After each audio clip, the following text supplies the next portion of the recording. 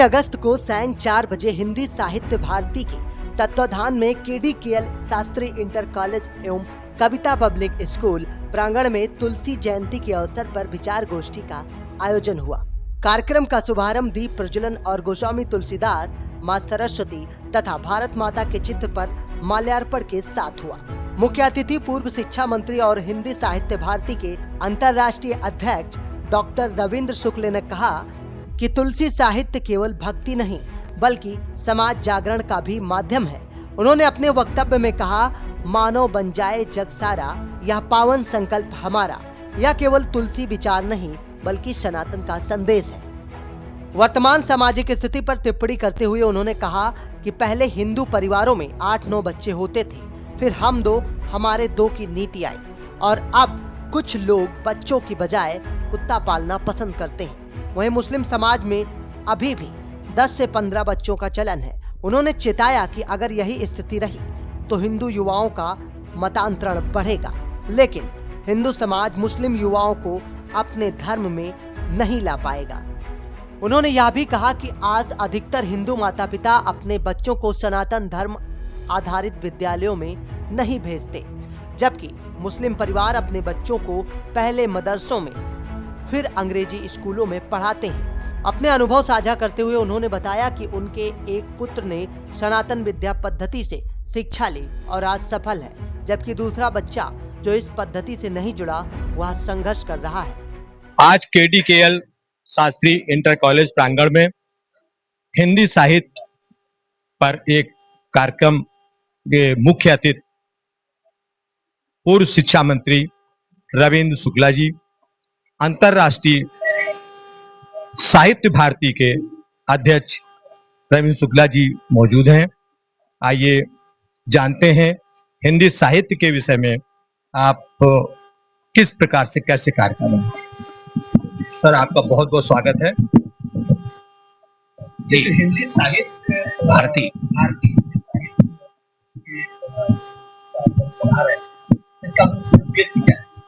देखिए, मुख्य उद्देश्य यह है कि सनातन धर्म इतना मजबूत हो जाए दुनिया के अंदर कि दुनिया का मार्गदर्शन कर सके।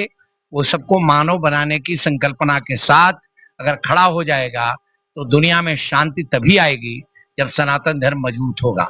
सनातन धर्म अगर मजबूत नहीं होगा तो एक ही वर्ग के लोग एक दूसरे का खून बहाते रहेंगे। हम बताएंगे कि मानवता है क्या चीज है, और इसीलिए हमारे ऋषियों ने जो कहा था मनुर्भव, इसी को हमने कहा है मानव बन जाए जग सारा। ये पावन संकल्प हमारा, इस संकल्प के साथ हिंदी साहित्य भारती सारी दुनिया में काम कर रही है, 37 देशों में काम कर रही है, हिंदुस्तान के पूरे कोने कोने में काम कर रही है, उत्तर भारत के अधिकांश जिलों में काम कर रही है। अभी आज एक NCP के नेता जितेंद्र आव्हाड जी ने बोला है कि इस देश को बर्बाद किया है सनातन ने। इस पर आप कर देखिए, ऐसा है, जाय विधाता दारुण दुखदेही ताकि मति पहले हर ले। पहले भी जब सनातनी अपना यज्ञ करते थे तो राक्षस उसमें विघ्न डालते थे। अब ये जरूर है कि आज वो मनुष्य के रूप में दिखाई दे रहे हैं। पहले कम से कम इतना लोगों के अंदर आचरण था कि जो राक्षस थे वो अपने को कहते थे राक्षस संस्कृति के हम पोषक हैं, और सनातनी कहते थे हम देव संस्कृति के पोषक हैं। लेकिन आज इसी परिवार में पैदा हुए लोग ये जो है सनातनी नहीं है, ये असुर संस्कृति के पोषक हैं। एक बात, दूसरी एक बात और मैं कहूंगा, बड़ा अच्छा आरोप मैं लगा रहा हूं और सुन ले सारी दुनिया। भारतवर्ष के अंदर मुगलों के शासन में एक आदेश हुआ था कि किसी भी हिंदू के घर में कोई मुस्लिम अधिकारी जाकर के 3 दिन रह सकता है, और वो उस घर का कोई भी अगर शिकायत उसने कर दी कि उस घर ने ठीक उसकी तरह से आवभगत नहीं की तो उसमें उसको 50 कोड़े लगाए जाएंगे उसके मालिक को। अब उस समय ये मुसलमान अधिकारी किसी के घर में गए होंगे तो वहां पर जो उसकी बिटिया पर नजर डाली होगी, उसकी बहू पर नजर डाली होगी, उसकी पत्नी में नजर डाली होगी, तो वर्ण संघर्ष जो पैदा हुए ना, वो लोग आज ये हैं जो सनातन का विरोध सनातन में रह करके कर रहे हैं। एक प्रश्न और अंतिम, ये जो अभी प्रज्ञा ठाकुर सहित 7 लोगों को कोर्ट ने बरी किया है, लेकिन इसमें गंभीर प्रश्न ये है कि निर्दोष को 17 वर्ष तक सजा दी गई। इसका उत्तरदायित्व किसके ऊपर जाना चाहिए? भैया, कांग्रेस ने इस पूरे देश में क्या किया है, ये सब आपके सामने है। ये राजनीतिक बातें यहां ना हो, लेकिन हम सारे दुनिया के लोगों से कहना चाहते हैं कि कांग्रेस जो है वो रक्त संस्कृति की पोषक है। इनका डीएनए चेक कराओगे तो उनका डीएनए वही निकलेगा जो आज पूरे विश्व के अंदर जो रक्त बहा रहे हैं वो इन्हीं का है। उनने शुरू से लेकर अब तक यही काम किया है। जितने कानून बने वही बने, और कोशिश की उन्होंने कि किसी तरह हिंदुओं को आतंकवादी बता दो ताकि जो आतंक एक वर्ग कर रहा है उसके ऊपर से ठप्पा हट जाए। कार्यक्रम की अध्यक्षता हिंदी साहित्य भारती के प्रदेश अध्यक्ष प्रहलाद वाजपेयी ने की।